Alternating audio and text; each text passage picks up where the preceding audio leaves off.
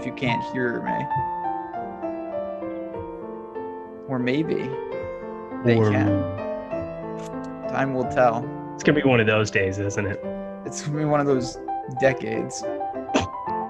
I can feel it. And we're live. We are live here at Awesemo.com, and we are ready to go. The Olympics. I only get to say this once every 4 years, so I better get it right. The Olympics for men's golf is about to kick off in a couple hours, and here at Awesemo.com, we have you covered for all things DFS. I'm Ben Rasa. That is Eric Lindquist. We've never done this before, you know. In Rio, who knows what was going on? That was many, many years ago, and now we get a chance to see who will get a gold medal in golf, Eric. It's kind of cool. I mean, I never thought we'd see golf in the Olympics. Yeah, I think this is the fourth time that it's ever happened. Fourth time that golf's ever being competed at the Olympics. 2016, 5 years ago here now. We'll get this again here in 3 years, I suppose. I don't understand how the time is an illusion at this point in time. Yes, Jordan Klein, that is the look. Confusion, who knows? But I'm pretty sure that anybody who's here wants to be here because there are so many guys who just decided not to show up and not be involved in such things. But I think it's pretty cool. And obviously the Olympics, you know, you grew up watching it. We're going to have medals. People are going to get medals for this stuff. They're going to play off for third or second place. That could get really, really intriguing depending on who ends up in those spots. It's going to be, like I said, it's a different opportunity. You mentioned there's a lot of guys who aren't here, some by choice, some, of course, were unable to compete in Rahm and Bryson, but a lot of guys are here. And I do think when this competition heats up, they will be just as focused as always. And then we're going to get into the narratives. There's, of course, military service on the line, $1 million bonuses from Taiwan for a player. Yeah. A lot of things to talk about. But before I do, our friends at Monkey Knife Fights sticking with us as they always do. And we really do appreciate that. Prop-based contests over there. We're doing more and more with props. I think people are learning that that's a different way to get some exposure and win some money. So if you are into that stuff, you want to change up kind of some of the contests that you're playing, head over there. Go to monkeyknifefight.com. You choose your buy-in, your contest level, your sport. NBA, of course, is dormant, but they've got UFC, PGA, esports, soccer, all different types of things, and a lot of different types of, you know, contests. Eric, you do videos for them, as do I at some points, and it's just a different field than the traditional sites. So when you get over there, make sure to use that promo code Awesemo. You'll get an instant first match deposit bonus of up to $100. So sign up today. We have a true live before lock today. This contest for chat, it's good to see everybody. Make sure you need to watch the show, of course, but make sure you put your lineups in a couple hours. Like I don't want anyone to wake up Thursday, 8 a.m. ready to go. That's not going to get it done. We are in Tokyo and this locks pretty soon. So just to ask you, does that make you more comfortable? I don't think weather is going to be an issue, but the nice thing is we've got the weather in a couple hours. That should be more accurate than a 12-hour window or whatnot. Yeah, this is kind of maybe the best case scenario for somebody like me who, you know, lives out on the West Coast. I always wake up and check my lineups, and it's always a little bit earlier here. You get the 4 a.m. lock, or the 5:30 a.m. seems to be the one that pops up quite a bit. I enjoyed having the Open Championship. The lock time for that was exceptional. Just, you know, set them, go to bed, wake up the next morning and see how you're doing. But this is probably the second best scenario. No doubt about it. I mean, I'm a sucker for British Open type venues and waking up at like 5 a.m. to watch golf. This is a little different. It's kind of weird because it's going to go through the night, but I do like the opportunity to kind of see my lineups off. There's not going to be any, oh, I missed a withdrawal. Obviously, something could happen during the tournament. That's just kind of a risk you're willing to take. So is there anything, listen, of course, Bryson and Rahm are not here. Is there anything else that you want to talk about in terms of personnel that you see that's warranted? Personnel in terms of the field, or just like anything else? I don't see any some housekeeping moves on the front end. Yeah. It seems like it's going to be typical. Everything looks fine. It doesn't look like there's going to be any kind of like a weather draw that you're going to get for anybody. I feel pretty confident. For me, it's just trying to analyze this golf course. I feel like that's all I've done for 2 days, is try to figure out how this golf course might play. What are the comps? Figuring out golf courses. And I've got a guy, well, I mean, we're going to talk about him like right away, so it's not like coming under the radar or anything. But there's a guy that I just think all of the signs are pointing towards, and I'm curious if you're feeling the same way this week. Yeah, I mean, this is, again, you said, I don't know if this was before the show or right at the beginning, this is the strangest week of DFS golf that you've ever played. And I don't think that's a crazy statement. We've got a new course. We've got players that no one's at. Chat just asked, do we know anything about Gun Chanarakov out of Thailand? Like, not really, to be honest. There's some guys. Yeah, there you go. Boom. Dear God. I don't know what to say about some of these guys at the bottom ranges. So we're going to get into that and more. But I think the first thing we always have to do is talk about the course. And we go to Tokyo specifically, and apologies if I butcher the course's name, Kasumigaseki Country Club. Eric, it looks like a pretty Yeah, I know. That's a B- effort. I can live with that, though. I mean, you preemptively said that you were going to butcher it. So honestly, probably a B. Just straight up B. I'll give you a B. B. Thank you. I appreciate that. You're welcome. It looks like a pretty standard layout, par 71, 7,400, just north of that, I guess. Pretty generous fairways. There's a lot of bunkers. I don't see a lot of water. Big green complexes. Those are the features that stood out to me. But when you look at the course, when you've looked at the layout, is there anything that stuck out to you? I have a golf course that I think that this is exactly, I wouldn't say exactly like, but I think it is very reminiscent. This other one maybe has a little bit more water on it, but this reminds me of Congressional Country Club. Has anybody said Congressional? Because I feel like Quail Hollow is like the next closest for me. But that was the one that I ended up like plugging in first, and it kind of became Congressional. And what do we know about those two tracks? Well, Rory McIlroy dominates both of them. And it just seems like this is going to be maybe I think getting off the tee might be a little difficult in some spots here. There's some difficult spots just to kind of maneuver it around. I saw some comps to people talking about Harbor Town a little bit too. I didn't necessarily see that as much. That wasn't for me, but I think getting off the tee here could be pretty premium. And well, I'll take the best driver in the world here in this spot. Justin Thomas, another guy, both of them just kind of gaining strokes with the approach now. And I don't know, we're trying to build narratives around a golf course. I guess that's why I'm starting to lead into talking about the players, but there are definitely massive greens around this place. It's, your standard bent grass greens that you're looking at here too. I mean, it just looks like it's going to be a pretty premium test. And I think it could be a ball striker's delight.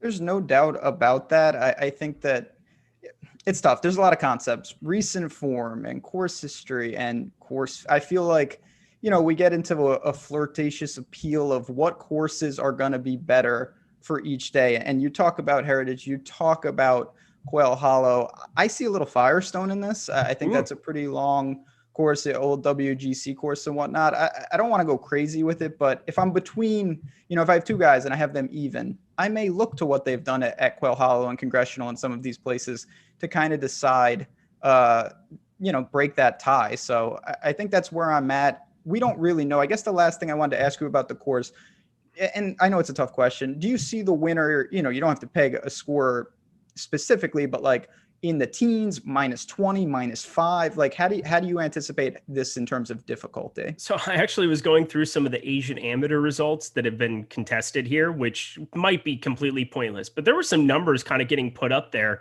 And you obviously have names like Siwoo Kim and Hideki Matsuyama and some players who have played on this golf course early 2010s, mid 2010s. So guys who have some familiarity with this track, they're not going to be completely lost here. And looks like there were some guys putting up some numbers. Now, I don't know how the rough or how they set that up compared to this. And that can be so drastic. Even an inch of rough can make a drastic difference in a layout for an amateur or this. I think there are going to be some decent enough score shot here. It looks like it could be gettable outside of the fact that the par fives are just long.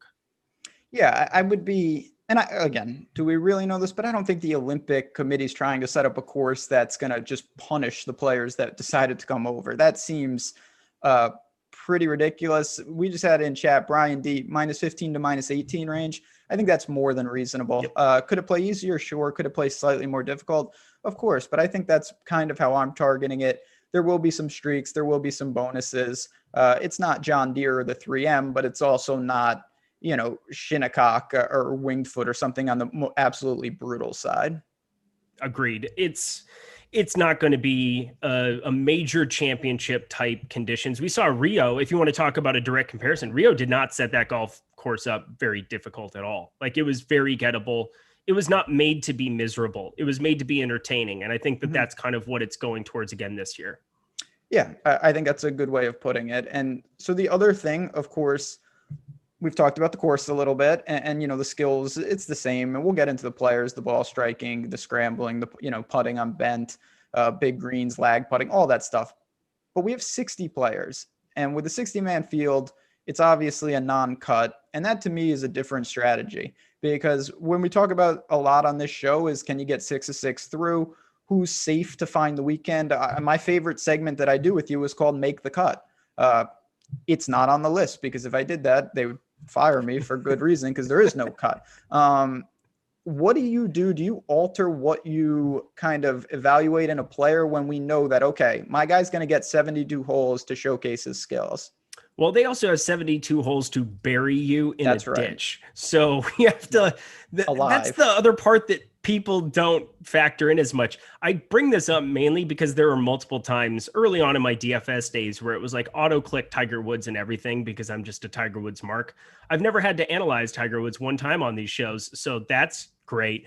But there are a number of tournaments where it was like 4-round no cut and he would just shoot a million, and there was nothing you could do, because all you were doing at 1200 is you were just digging a grave while everybody else got points. And it was not a good time. 2018, 2017, I can't remember. It was kind of in that ballpark when Tiger was in and out of playing some horrendous golf.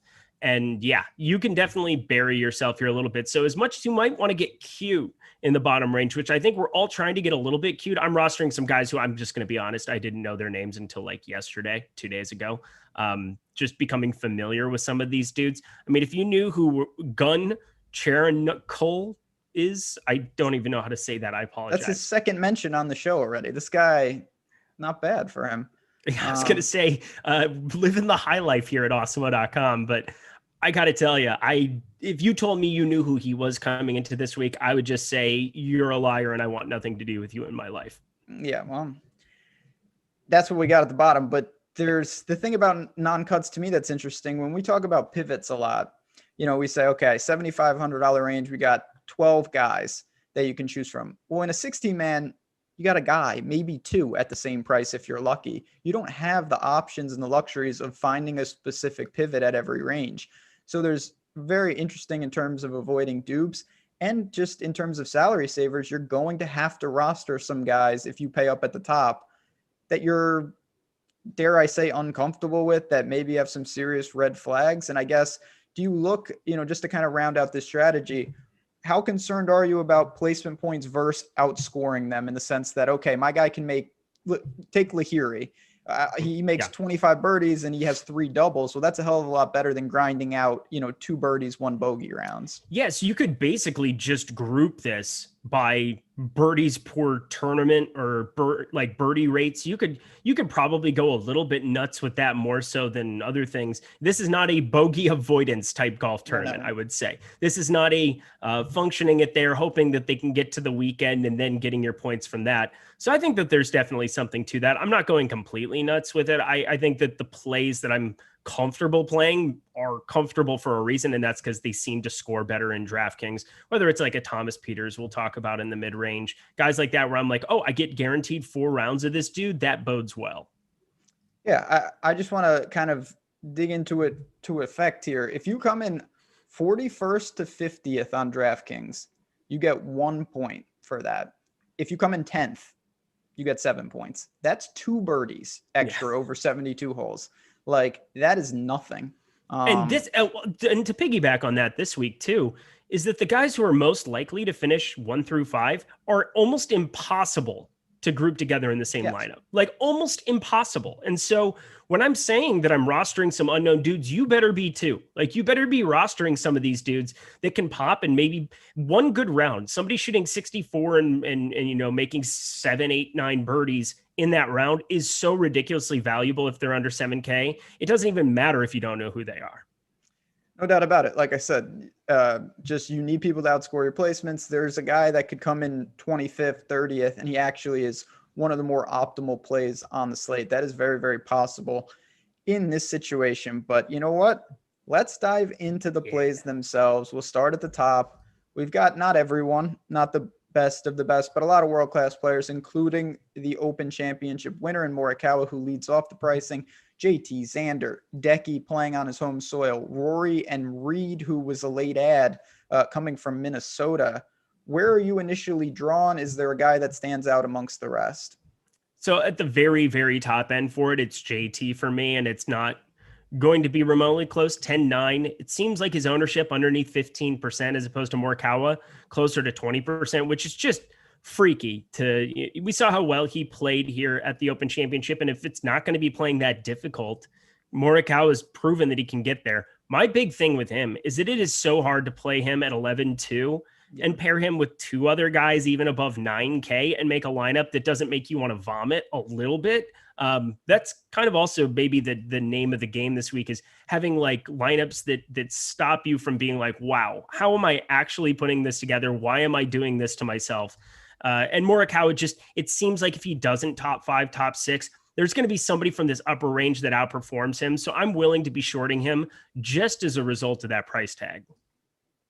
Opportunity cost is everything when you're talking about lineup construction in a 60-man field. And if he was, and low owned is a relative term because everyone garners ownership in something like this, but he's still going to be somewhat popular. Nothing crazy. Xander, it looks like probably be the preferred guy up top, but I like Justin Thomas. I know it's been a frustrating year. I've backed him in some spots and it hasn't panned out, and it's been a lot of the putter, but he also just hasn't been honestly himself at points, but the ball striking is still good. I think these are more secondary things, but he's had a lot of success playing in Asia before. CIMB comes to mind. WGCs suit him as well. It's a good format for him. I think the course is pretty decent from what I can see, and he just seems primed for a pretty good showing here. So I would take a little savings with him, but he's still very expensive. What about Rory at 10-3? Do you have a feel on him? He's my favorite play of the week. Okay. I'm massively overweight. I mean, I brought up Congressional 10 years ago. The guy ends up shooting 16 under, US Open record. It's still just ridiculous. Basically, it was a glorified PGA, but that's beside the point. The guy plays Quail Hollow as good as anybody. Obviously, won there earlier this season as well. The big thing for me with him is we know that he needs to have a spiked putting week. That's just kind of what it comes down to. But these are big enough greens. He seems like the kind of guy where if he misses greens, he kind of gets himself in trouble with the putter. It's hard for him to recover the way it is for other guys. He actually at the US Open was phenomenal around the greens, but otherwise for him, it's just his irons are starting to get just so dialed in, with the exception of the Open, which I don't really know what happened there, but he's gained over 4 strokes approach now in his last 4 tournaments that we have strokes gained data for, including that win at the Wells Fargo where tee to green, 7.8 strokes gained tee to green. The driver's back to its normal stuff. I absolutely love Roy this week. I mean, I'm with you. He's probably second for me. Just the ball striking's been good. It's been a weird year. He wins at Quail Hollow. That was coming off a miscut at the Masters, which I don't think anyone saw coming. I don't really care about the Open. To me, you couldn't find something more separated from what we see here. The Open is a different type of golf tournament, and that's just not anything worth mentioning to me. Last guy, and then we'll move on. Reed wasn't even supposed to play. He jumped at the opportunity, but he has now flown from Sandwich, England to Minnesota to Tokyo. He has never seen the course. He is coming in basically flying blind. He wasn't playing that great to begin with. So are you deterred, or you say, all those things make him under-owned and thus very interesting? I'm at the field on him, and I'm going to probably just kind of stay there. I don't have any lean with him whatsoever. I don't think he got a practice round, which can't be helpful comparatively to everybody else. I did see a tidbit where they weren't going to necessarily, he had to do something just with his testing or how it worked out, but I don't think he even saw the golf course. Did you see anything about that? I haven't. No, I mean, it's just been the narratives that obviously he wasn't. Why would you be prepping for an Olympics that you weren't going to? And then he jumped over. I will say Reed seems more apt to handle things like this than most. He's just not playing that well. And I think that's my biggest concern. Not that he's going to be somehow not ready. It's just when I could pay $200 for Rory, I would do that. And we haven't even talked about it. And we can do that now. Let's move to I'm calling them the mid-range, but it's still some big time players. You've got Hovland leading us off at 99. You've got Lowry, Casey, Answer, Neiman, Sungjae. Do you feel comfortable starting in this range? And if so, maybe is there a guy that you want to start with? I think the public's going to feel pretty comfortable starting in this range based on what we're seeing for Hovland. I would rather get up to the 10Ks. I just think the opportunity you can get to have somebody go out and go nuts in the 10K range, whether that's Rory. I mean, we didn't talk about Hideki that much. I'm not crazy on Hideki this week. I've got a buddy Ethan who's probably there in the chat. He's going to just never talk to me again after I say that. But I think it's probably a lot of pressure playing in your home country. I can't imagine what it is. I just know that he's a rock star over there. Probably a lot more press than anybody else is getting this week. It's not feeling like it is, going to Augusta for him, where he's just a dude amongst everybody else and can kind of do his thing. I'm not enthusiastic about that. But in this upper 9K range, if I'm playing anybody, and let me just pull up my stuff so I can speak out. Yeah, he's by far my highest owned dude in this upper range, and that's Shane Lowry.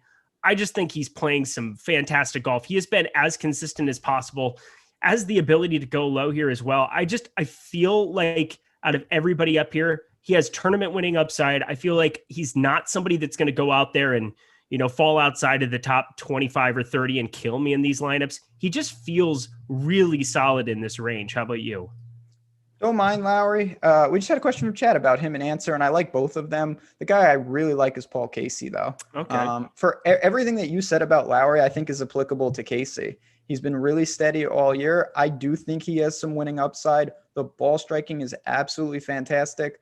The putter's bad, but it's been bad, and I know it's hard to quantify some of this stuff, but when I think about Paul Casey's struggles with the putter, it is not, he's on a huge green, and he has a 50-footer, and he lags it to 12 feet and he misses. It's more that he just misses some 3 or 4 footers more often than he should. So like when I think about the Masters, a place he's done really good at Augusta, those are really tricky greens, a lot of slopes and whatnot. He handles them wonderfully. And I kind of think that this could suit him more than you think with the putter, and his ball striking travels.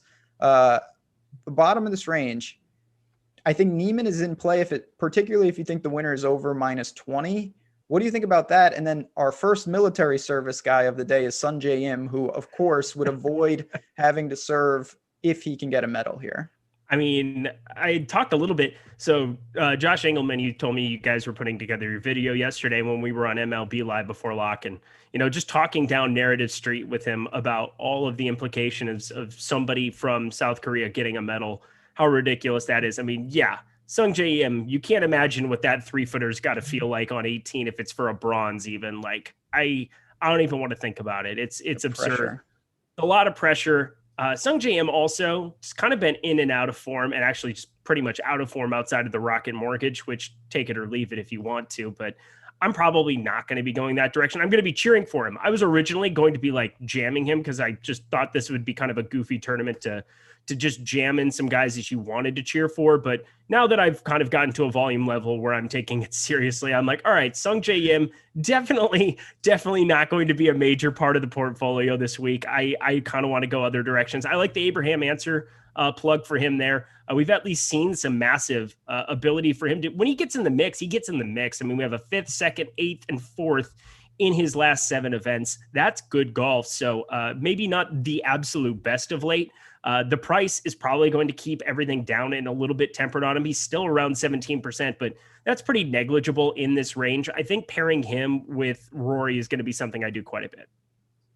I'm pretty much in line. Yeah, I'd like to see Sungjae play well. I don't particularly think he's going to, and I don't think you can suddenly just be like, I really need to play well. Let me turn it on. You can look at the FedEx Cup standings for that each and every year. The guys that are about to lose their card, some lose their card. It's not like you can just magically start playing good golf, and I don't think this is the best fit for him. He will have another shot for what it's worth in Paris in 2024. Siwoo Kim, this is it. But regardless, I'm not factoring that in whatsoever. I hope people do because he'll be over-owned, and that's always a good thing. But moving down, chat, you can boo me to oblivion. I'm playing some Cam Smith, and I never do that. Man. Let's go. I love it. So bad, but maybe it's the hairstyle. Maybe it's just his swagger. I don't know what it is. Maybe it's Maybelline. Yeah, seriously, man. I look at the putting. I look at the approach. If he can just These are generous fairways. Keep it steady off the tee. This seems like a pretty good spot for Cam Smith to lead off this 8K range. Do you like him, or do you like someone else kind of in his neighboring price range? So I almost bet Cameron Smith, and I didn't pull the trigger on that. I definitely am going to be over the field on right around 20% here. I just think that in this spot, if we can just get some guys to get hot putting going for 4 rounds, you get 4 rounds of Cam Smith guaranteed here. If he just can get those irons back to where it was, even at the Travelers, where he had 4.6 approach there, it's been in and out of form here with those specifically. If the irons are off, or if the irons are on whatsoever, we know the kind of premium putter that he is. I look forward to having 4 rounds of him guaranteed. So I know he won't be missing cuts like he did at the US Open or the Memorial. I think it'll be playing easier than both of those. And we've seen him play, some of these WGC Mexico 11th, 4th at the Genesis. The Genesis, if we're talking about Riviera is probably another decent enough course fit for this. No water at Riviera. A little bit more tree lined, I would say, than Riv. Riv can actually be a little bit more spread out than you would expect. They have some beautiful trees out there, but I digress. Love Cam Smith this week too. Cam Smith. Yeah, welcome to your life this week. It's like not okay. Okay. I don't know. I just can't get him right, but I like the spot, and I am opening up the player pool, of course, because, again, you don't have that many pivot options. And when I look around, you've got Corey Connors, pure ball striker. I have no problem with that. I don't like Bez this week. I think his greatest asset is that he's a cut maker, hasn't missed the longest streak on tour. That doesn't help you here. He's got to really hold it together off the tee. I don't see that. Tommy Fleetwood, bet him to win amongst a couple other guys at 35-1. I got that before the ROM news. Really like that number. Oh. I think he's primed to have a good showing, though. Talk to me about him and Leishman in this mid 8K range. I took a long look at Fleetwood this week. I took a long look, and I just had to go the other direction. I thought that maybe there would be something that I really wanted to invest in here. 8,600, it seems like a misprice in this. He might be one of the only guys I feel like compared to the rest of the field might be a little bit underpriced. Would you agree with that? I see what you're saying. I think I always feel that, but then when you dig in, Fleetwood has had a really disappointing 2021. So yeah. I think that's where it comes from. Okay. Because for me, I saw the price tag and I immediately was like, this is going to be my guy in the 8Ks. And then you go further into it and the putters here or there. There are some really, really bad putting weeks in the middle of it. For him, the around the green game is kind of the priority. He gets, even at the PGA where he missed the cut, 4.9 strokes gained around the green. Wells Fargo 4.2. He can kind of get that going a little bit. I don't know if that matters as much here with the bigger greens. I'm focusing a little bit more on the putting and just getting off the tee, hitting it close with the long irons. I guess kind of more of the mold of a Paul Casey and Tommy Fleetwood. We just have not seen anything that I really want to invest in here. I expected to be getting to more of him than I did this week, but yeah, I'm kind of off of him here. I'd rather go to Leishman for 100 less and just play that guy. Yeah, I mean, Leishman can. When Leishman is on, he's a guy that I wouldn't be stunned if he ends with a major at some point. Honestly, he's that good of a player. He could have one already, runner up at the Open, but winner at Farmers, winner in CIMB. He's got some things that I like. I think his downside's a little more immense, maybe a boom bust. I like Fleetwood definitely more than you, though. So when I look at the mid eights, he funneled to most of the ownership. And looking at our premium ownership, I mean, like I said, a lot of guys are going to be hovering between 15 and 25% this week. That's just the nature of 60 players. And Fleetwood, we have at 17%. So that seems reasonable to me. Then it gets wild. We just go really international flavor. We got Guido, Higo, Noren, Peters, and Mackenzie Hughes to round out the eights. Take it away, because there's a lot to digest there. Yeah. So, I mean, Guido, let's start with him, because I feel like this is 12.4% feels low for him right now. The guy has not disappointed very much outside of the US Open, where everybody and their dog was on him, or sorry, the Open Championship, where everybody was on him and just didn't work out. But that 13th at the Travelers, 4th at the US Open, it's hard to really say that at the lower 4K or at the lower 8Ks that there's anybody that's playing better than him out of this entire grouping. Would you agree with that? No, I mean, I think this grouping is littered with kind of like, with Higo, where he wins and it shows, wow, this guy's got legit talent. And then he goes in the disappearing act. You're going to get a lot of that from these players. It can be done. It's just hard to gauge how stable they are. Noren is the one that confuses me the most, though. I'll be honest. I don't know what to do with him. Well, he's your boy. He's your Yeah. boy. So you're going to roster him. My And boy. you could you imagine him getting the silver here and you weren't on him? Yeah, I could see that happening. That sounds right in line with everything else that happens. Like your amazing tennis play today. Oh man. I'm sorry. Noren, he comes in the top 5 at Rocket Mortgage, looks primed, cut at John Deere, cut at the Open, where he usually plays very well.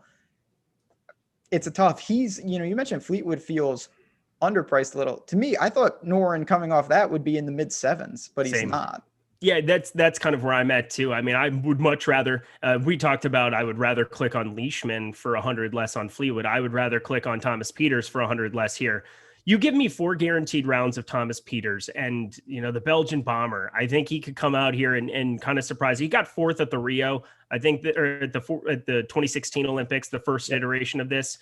That's showing that he can get it done here at this spot. I don't really know what that says, actually. Just this is a weaker field on the bottom end, and it's just the strongest field you can get on the top end. It is such a dichotomy where Thomas Pieters, I think, has enough talent where he can at least get in the mix with some of these top players. And I don't really feel that way about a lot of these guys, lower 8s, upper 7s. So I'm happy to be going overweight on him.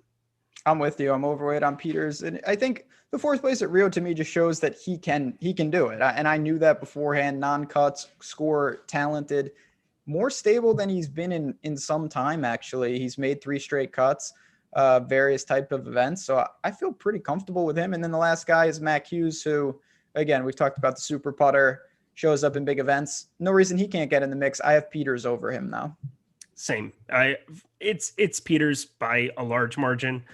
Mackenzie Hughes, I'm kind of surprised to see the ownership there, but I mean, he was really good at the Open, and that's really the only thing that I remember seeing him in, because beforehand, the Rocket Mortgage, he got to 14th, but I mean, I can't remember a single time that I rostered Mackenzie Hughes the entire season other than that. Maybe I should have done more at the US Open, 15th there as well, but it's just a ridiculously bad season on the front hand of it, and he's kind of salvaged it here with some good finishes at majors. But I think that might boost his ownership. He should not be higher owned to me than Thomas Pieters. Totally agree. That's a good range for flyers. I think guys like Higo and even Norn to an extent can be flyers. Pieters is the one I am honing in on. But I will say real quick, as we're going to transition kind of the second half, and Chad's ready to go. They're naming. We got people dropping narratives on everybody, Johansson and Gunn and people I've never heard of, all sorts of players. So we're going to get to all these guys, not to worry. But we have some good news here. We've got some free tools to provide today. PGA Top Golfers, if you want to check that out. I think that's one of the best we have on the PGA side. Also, the MLB main slate ownership projections are free today. I know right after this show, I've got a nice, delicious buffalo chicken pizza coming my way. Best topping there is. No pineapple, no pepperoni. Stop it. That is the worst take you've ever had. No. Hey. I got it covered. I'm going to watch. I was going to say what I'm going to do. That is obtuse. That is absolutely obtuse what you've just done. Oh my God. I will watch your show because tell the people, you are coming up right after this, right? 5 o'clock MLB. At 5 o'clock MLB. Me and Adam Scherer, you do not want to miss that. These are good things. We've got shows on shows here. Very excited for that. But as we move kind of to that second half, we've got that 7K range. You have to find guys here, and you're going to have to find guys in the 6s.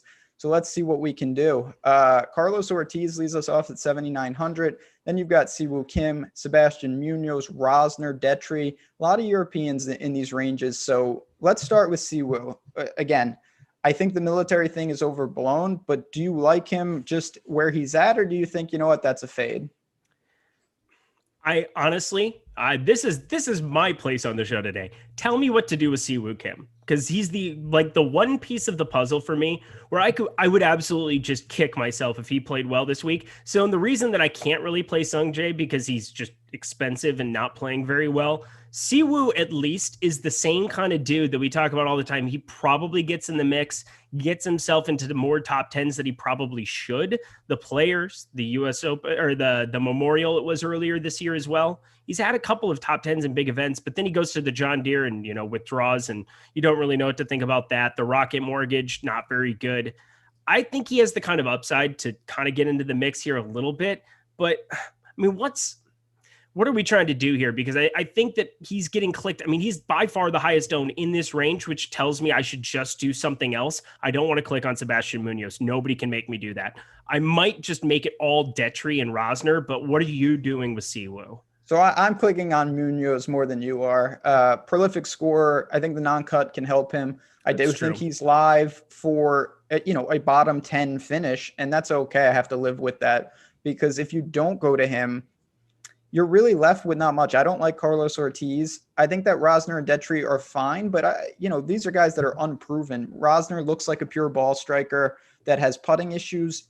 Detry, has been boom bust all year, a couple of runner-up finishes in Europe and a lot of missed cuts. So I get that. You're not going to find stability until you get to Johnny Vegas, but he is, in my opinion, the most obvious play and probably the highest owned play on the slate. I feel like an absolute chalk donkey with this, but I'm absolutely playing him, and I don't really care. I don't know what else to do to find savings that I feel remotely comfortable with. I'm playing some Mito Pereira as well. They're both just so expensive, but it's so easy for me to click on Rory, Vegas, Pereira, and then get different. Like, I'm happy to click on those three names, move on with my day and my life. And Jonathan Vegas, we've just seen it so many times now. I mean, we've got 2 seconds in the last 4 events.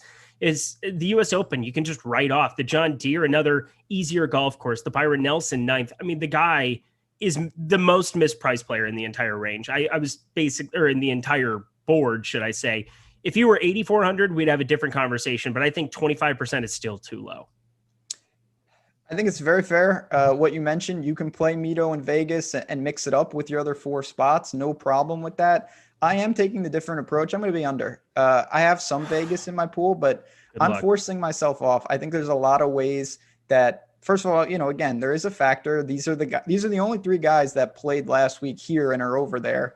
I don't know what to expect from this course. I think there's a lot of variables, and I also think that Vegas will push north of 25%. If he is 25% when this locks, I will have wished I was on your side. But if he's in small fields 40%, and I think that could be a thing, I'm okay rolling the dice. The question, though, and you bring up a good point, it's great for me to say that. You got to roll the dice with someone. So who is that? Because you don't have that many options. It's Hoshino is not, I'm not playing him. CT Pan gets $1 million from the Taiwanese government if he medals. You've got Rasmus. You've got Jazz Janawananan, or whatever his name is, my man. And then you've got Schwab. Those are the rest of the 7K range. Is there anyone there, if you had to pivot, that you would look to? No. Okay, wow. So you really are. I respect. I mean, Schwab would be the guy. Yeah, that's right. If I were trying to do anything, Schwab would be. I mean, Schwab's fine. Schwab's fine. Okay, I have some Schwab. I don't want to go nuts on Schwabi over here. How am I going to play CT Pan or Jazz Jane Watananan in this spot? Like, I just am not. Johnny Vegas just scores the ball too. That's the other part. It's so hard for me to imagine a spot where even if he ends up being 40%, yeah, I'll probably be a little bit upset with myself. But in this field, I don't see any way he doesn't finish in the top 20. Like, just legitimately a 0% chance that Johnny Vegas finishes in the back half of this field. There's no way. Yeah, we are on different wavelengths here. It is Schwab for me as the pivot. Pure ball striker, not playing great, but I think most of his, some of his, I should say, struggles have come more on the link side. I don't care about that. This is more typical of where I want to see him. He's done it in a WGC before. We know he can play. Can't really putt, but a lot of these guys can't putt. The wild card to me is Rasmus. If this was a couple months ago, he would be with Higo and Guido as this phenom. He's had his struggles. He's still only 20 years old. He can score. He's got some experience, at least playing in majors and whatnot. I don't mind that as a YOLO type play, often extremely chalky Mito or Vegas, because to me, the risk is worth the potential reward. I like it. I have nothing to add there. I'm sorry to offend you so much, but yeah, I'm an absolute chalk donkey today. I like when we disagree with Vegas. Yeah, no, because then I get to be right or wrong, and then you get to be right or wrong, and it's way more fun the next week. But the show will just be right because we round up here, and that's all we do, chat. We've got you guys covered, not to worry. I think it just shows kind of two different ideologies and logics of how you can structure your lineups. And I know you would agree with this, so I can say it for both of us. If you do go the route where you like Mito and Vegas, I would be extremely more likely to leave some salary on the table, because you're going to need to differentiate more, because other people are going to do that. If you play some crazy people, you can come closer to 50K, because not that many people will have those guys anyway. I have 0 lineups with $0 in them this week. And I do, because of the guys that I played. There you go. And that's the differentiating. I mean, I literally put a 49,900 cap and I move on with my life. And that's, for me, if you're just doing it wrong, especially in these tournaments with 70,000 plus entries where you're in a small field event as it is. If you zero out your salary, I'm guaranteeing you're just probably doing it wrong if you have a lineup that's remotely intelligent. Yeah, you got to play the real slappies if you're going to 50K. I did that on some lineups, and we're Gavin Green, let's go. Here we go. 6K range. We get it started with two guys that I think are firmly in play, Ryan Fox and Henrik Norlander. Like them both. Let's start there. Do you like those guys up top, or do you see something else? I think Henrik Norlander is going to be the most important play for me this entire week. I am double the field on him at least. I'm probably going to run it here one more time. I'd be shocked if I didn't get close to 30%, but we're seeing some absolute form out of him. Earlier in the season, he was somebody that I had my eye on. He played really well at the Farmers down at Torrey Pines. I was kind of expecting some big things out of him. He ran into some brutal play in March, April. It's starting to rebound. And for him, the guy is a roller coaster in spots, but I'm getting 4 guaranteed rounds here. We saw at the Barbasol, he had the 5th there. John Deere 28th isn't anything remarkable there, but in this upper 6K range, I just think that he has enough upside to get interesting. And 6,800 here, rated 12%. I'm happy to go well over top of the field there too. And not to be like completely crazy either, but I think Ryan Fox is another great play. But man, that ownership, I can't be playing everybody who's 10, 12% owned. We're kind of gravitating towards the same name. So Ryan Fox, probably just going to be a product of the fact that I can't play everybody who's 10%. Yeah, and exactly. This is where I think we're really in good synergy here. For me, I just mentioned I'm going against the grain in the 7s. I can play Fox and Norlander very comfortably in my lineups because I didn't incur maybe those extra guys. So you're kind of pivoting off the ownership there where I did it a little earlier. So I like these guys. Norlander with his irons. Fox is just a good player, very aggressive driver of the ball at times, can score. But you may need to go lower if you play a JT, if you play two guys in the 9s even. You got my boy Lahiri there.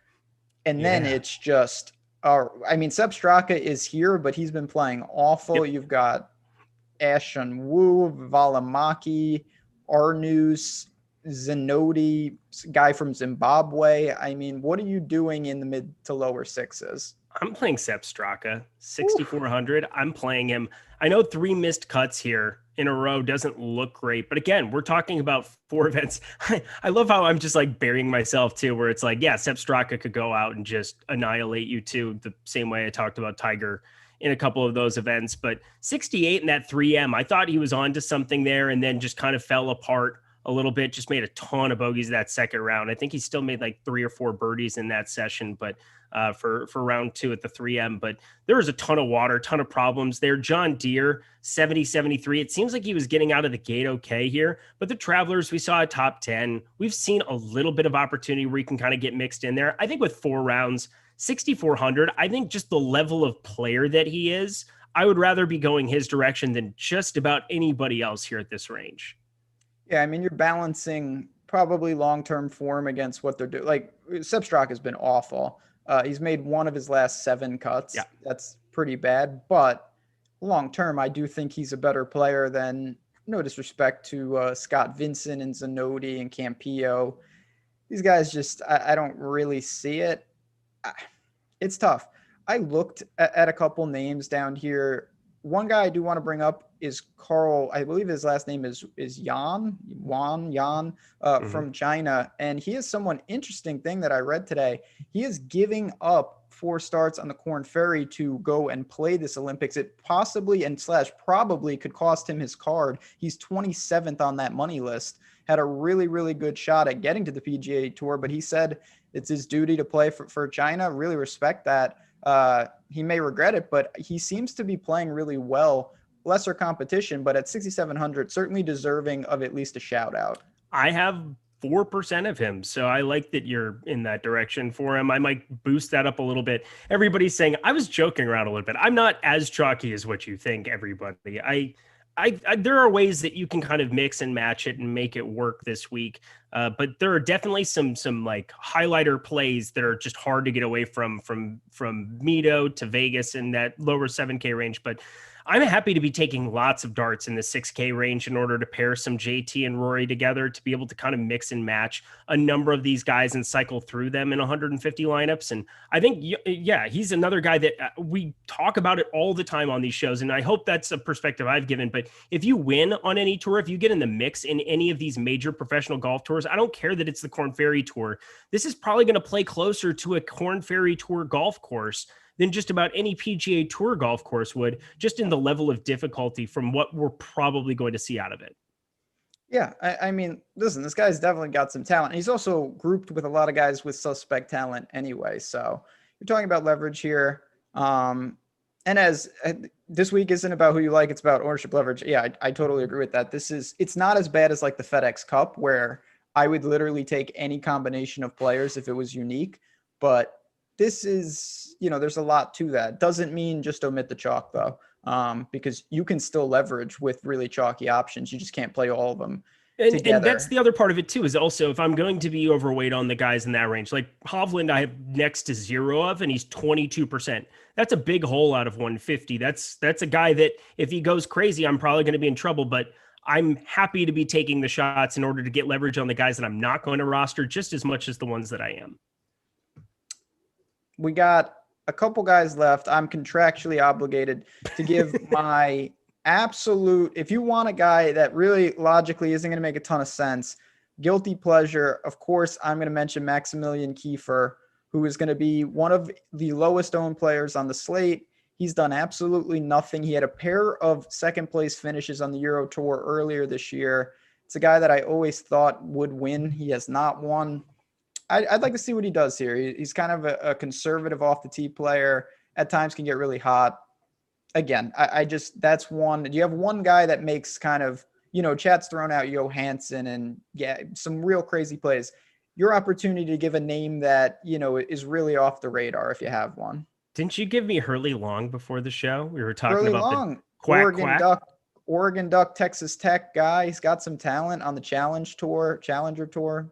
I can get talked into some of this. Again, this can also be like, if we want to try to find a different spin on it, like this is a free roll for these dudes. This is like, They're just going out and playing golf for 4 days with no incentive on what it means for their career. If they medal, it changes your life, I'm sure, with your country. And, for Germany to be able to get a guy who comes out and medals here, that would be pretty sick. But take some shots on some of these dudes because they are not going anywhere. They could shoot 72, 72, 74, 74 and be optimal if they're 6K or 6,100, so long as you're pairing the right combination of 10K guys together.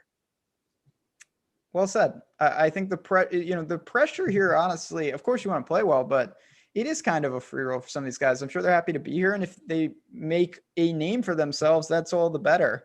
All right, we've got a couple minutes left here, and then we're going to turn it over to baseball. Before I do, though, Nightbot sometimes drops things that are absolutely useless. I'm not going to lie, but today they're on point.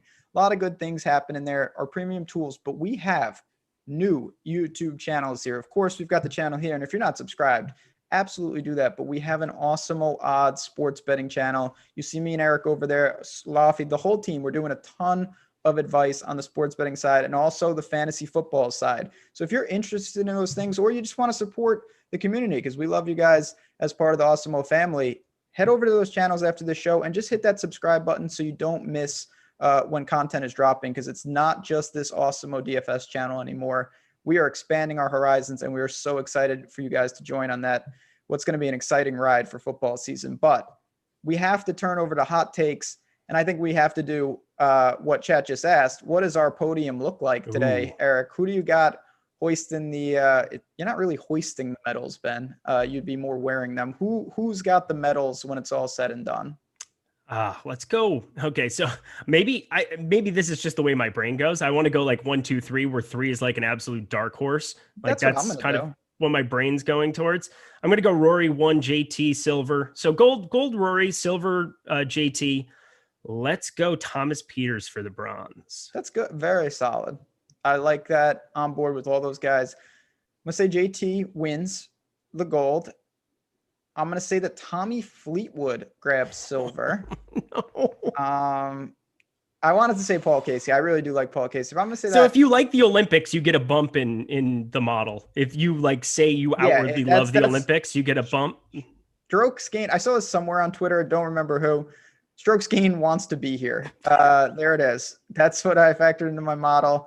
I'm going to go for a real wild one. Bronze medal, Ryan Fox on the podium. I think he's got the game to handle this. Okay.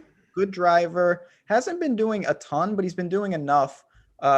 Again, he's a long shot that in the betting markets, you want to throw a top 10 on him, something like that. Even a Norlander, I don't hate that move to get on that medal. Someone will be there. When Pieters did it in Rio, it wasn't like totally unforeseen, but he also wasn't a favorite by any stretch. Someone will be there amongst the favorites when it's all said and done. But this is fun, man. I'm really excited to see this lock.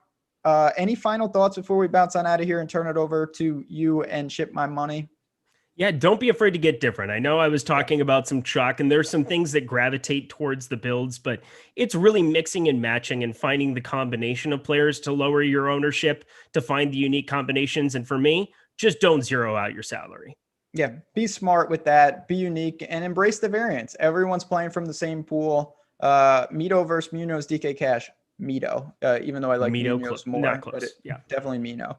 On that note, couple last things. Chat, as always, it's going to be a good time. We appreciate you guys. Get those lineups in, and on your way out, hit that like button and follow us on Twitter. Handles on the screen. Thanks to our man Jordan Klein behind the glass. We appreciate you guys. Good luck this week. Enjoy the Olympics. We'll see you guys back for Wednesday Live Before Lock at the WGC St. Jude next week. Good luck. Buffalo pizza's garbage.